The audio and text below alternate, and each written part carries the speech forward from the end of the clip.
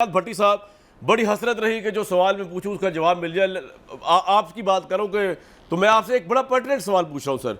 अगर ये जो मकबूलियत दुआम है इस वक्त इमरान खान साहब को, मैं 2-3 सवाल क्विकली करना चाह रहा हूं भट्टी साहब आपसे।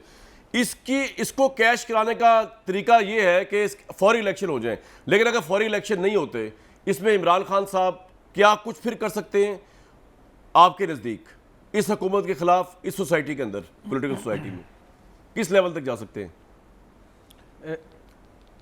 पहली बात तो ये है कि अगर फौरी इलेक्शन हो जाते हैं तो बिलाशुबा इमरान खान साहब इस वक्त मकबूलियत की इंतहा पर हैं। अपने यानी अगर तहरीक इंसाफ को ही देखें तो उसमें बिलाशुबा मकबूलियत की इंतहा पर हैं।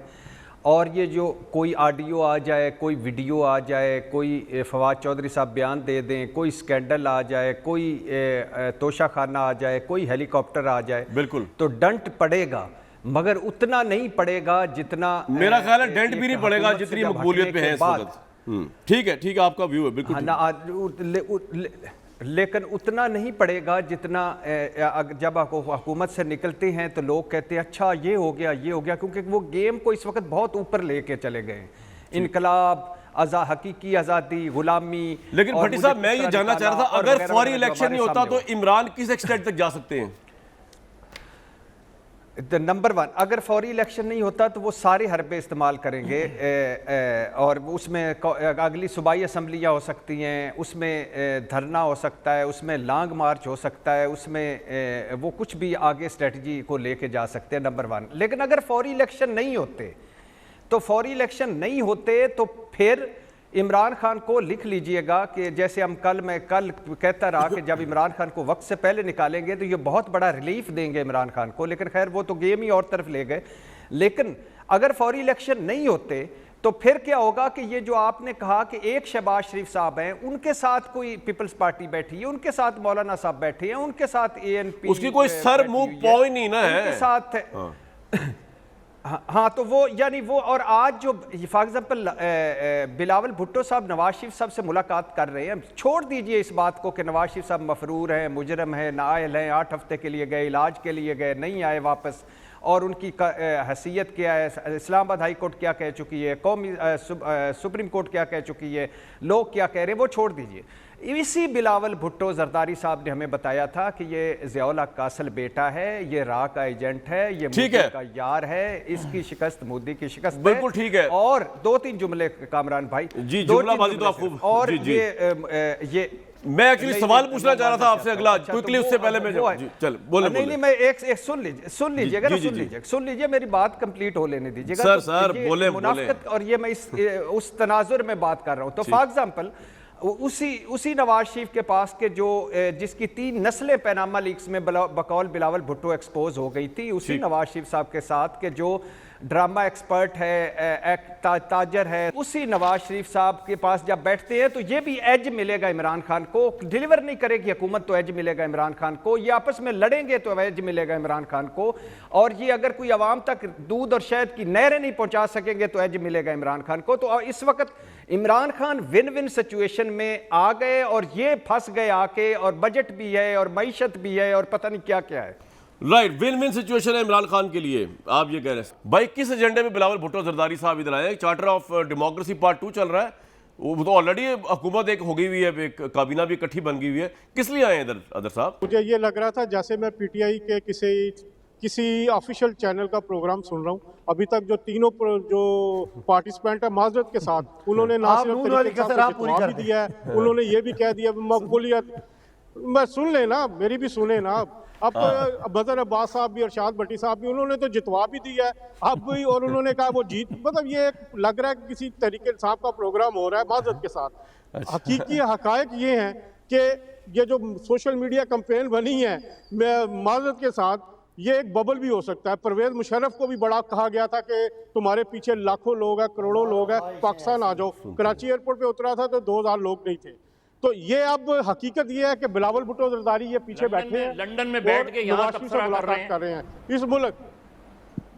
हजारों ख्वाहिशें ऐसी निकले, बहुत निकले मेरे अरबा, फिर भी कम निकले। जावेद साहब आपको आज फुल सपोर्ट दिया हमने, वो हम सब को घेर रहे हैं यार। कामरान भाई, दूसरे पर दूसरे सुन पे तो लेना। तबसरा ना करें, आप अपनी बात करें। अपना मौका दे और आप करें नवाज शरीफ की मददसराई जिसके लिए आप आते हैं टीवी पे। सुन तो लेना। आप अच्छा भाईजान भाई, करें नवाज शरीफ की तारीफें ये जिसके लिए भाई आप ठहरे, आते उसका हैं। ही यार हमें वो हमें वो है आप नहीं वही लगे PTI नहीं यार, आपको क्या एतराज है? सबको लगे थे। नहीं, आप करे ना। कह रहे PTI है। हाँ। अब मजहर साहब क्या कर रहे थे? मजहर साहब भी तो मदासराई कर रहे थे पीटीआई की। नहीं नहीं नहीं तो कह रहे थे कि पोस्ट पहुंच गई, इक़्तिदार में पहुंच गई, पता नहीं कहाँ पहुंच गई। नहीं, मददसराई नहीं कर रहे। ये अगर साहब जिस जगह पे बैठ के आप ये बात कह रहे हैं सुन ले। ना, मैं आपको चैलेंज करता हूं। अजहर साहब बात सुने, नहीं मैं बात नहीं सुनूंगा आपसे। आपने मुझे डायरेक्टली अक्यूज किया है, ये अपने अल्फाज आप वापस लें, वरना I will not let you talk. मैं नहीं ले रहा अपने कि आप दूसरे पर ये इल्जाम मैं लगाएं। भी आपको अगर दाखिल आप कर रहा हूं, ये भी नहीं हो सकता। आपने जिंदगी में मददसराई की होगी। प्रोग्राम सुने, मुझे इस आप चीज का ताना प्रोग्राम ना दे, सुने। मैं नहीं ये एक्सेप्ट एक करने मिनट, वाला। एक मिनट। प्रोग्राम सुने, मैं आप बात सुन मैं ले, बात करना बात चाहता हूं, सुने मैं बात आप। सुन ले। भाई बात यह है कि मजहर अब्बास साहब is one of the most credible journalist in this country, और मुझे तो अदर जावेद साहब उनकी किसी बात से ऐसा नहीं लगा कि वो कोई इनकी मददसराई कर रहे हैं, और ना कभी मजहर अब्बास साहब ने किसी हुकूमत की मददसराई की है। That's why he is part of the credible shows like mine, सीधी सी बात है। लेकिन बहरहाल इसको मैं मजहर साहब आप इसको अवॉइड कर दें इस बात को। मैं आगे अगर अदर जावेद साहब ਤੁਸੀਂ ਤਬਸਰਾ ਇਹਨਾਂ ਦੇ ਉੱਤੇ ਕਰਨ ਦੇ ਬਜਾਏ ਇਹ ਦੱਸੋ ਨਾ ਮੈਨੂੰ ਉੱਤੇ ਹੋ ਕੀ ਰਿਹਾ, ਬਿਲਾਵਲ किस एजेंडे पे है जी? बिलावल भुट्टो ने मुलाकात से पहले कहा कि जितनी कुर्बानियां नवाज शरीफ की जमहूरियत के लिए किसी और के लिए नहीं है। उन्होंने तो 5 मिनट नवाज शरीफ की मदासराई की, और उसके बाद उनकी ये जो मुलाकात है ये सियासी मंजरनामे की एक पेशीन गोई है। ये तमाम लोग जो हैं, ये अगर बिलावल भुट्टो आज भी मिल रहे हैं और कल फिर मिलेंगे, ये आइंदा के इलेक्शन के हवाले से, या इस वक्त हकीकत ये है कि इमरान खान साहब हुकूमत में नहीं है। इस वक्त हकीकत ये है कि अपोजिशन जमातें हैं इस वक्त। और वो तो है, मेरी बात सुने अदर साहब, मेरी बात तो सुने, वो तो छोड़े इस बात को। मुझे एक बात बताएं, क्या नवाज शरीफ साहब इस बात पे परेशान नहीं है कि शहबाज शरीफ गवर्नमेंट में होने के बावजूद नजर ही नहीं आ रहा गवर्नमेंट कोई है उनकी, वो और जो लायबिलिटीज और जो लगेज पड़ गया इनकी पूरी इकोनॉमी का, सदाकत साहब की। और यार सुन तो ले, मेरे सवाल तो सुन ले। जो लगेज उठाया इन्होंने शहबाज साहब ने अपने नातवा कंधों पे, सदाकत साहब की बैड इकोनॉमी का, वो आपके ख्याल में वारे खा रहा है इस वक्त नवाज शरीफ साहब को? इसका जवाब देना।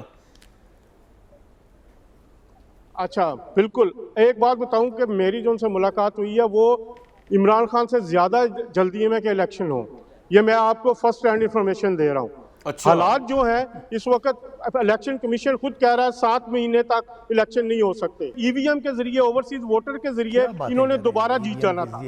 ये हकीकत इस तरफ भी देखें ना आप, ये हालात जो इनका जो कहना है कि ये ईवीएम इसीलिए लाया गया था कि अगले इलेक्शन को एक दफा। लेकिन अजहर साहब, तहरीक इंसाफ की जो मकबूलियत हुई है इस सारे मामले के अंदर, उससे तो नवाज शरीफ साहब फिक्रमंद नहीं हुए। जो जितनी मकबूलियत हो गई है उनकी इस सारे, जिस तरह उनको हटाया गया, क्योंकि नवाज शरीफ साहब को भी हटाया गया था बकौल नवाज शरीफ साहब के, और उनको भी पता है कि उनको हमदर्दी का वोट नून लीग से पड़ा, तो इसी तरह इमरान खान को भी हमदर्दी का वोट पड़ा है। इस फैक्टर को आप किस तरह अदर जावेद साहब आप नहीं देख पा रहे, या मियां साहब नहीं देख पा रहे? हमदर्दी तो वो चीज़ है, जब भुट्टो साहब को फांसी हुई, पीपल्स पार्टी का वोटर इतना हमदर्द, मजीद हमदर्द हो गया कि 10 साल बाद जब उनकी मार्शरा लग गया, एग्जाइल हो गई बेनज़ीर, जब वापस आई 86 में, तो मैंने खुद देखा है जो इस्तकबाल था पुराने एयरपोर्ट से लेकर दाता साहब तक, लोग लाखों की तादाद में दुपट्टे लेके खड़े हुए थे, और इलेक्शन जितवाया पीपल्स पार्टी को 88 में। तो हमदर्दी बहुत बड़ा फैक्टर है इस मुल्क में।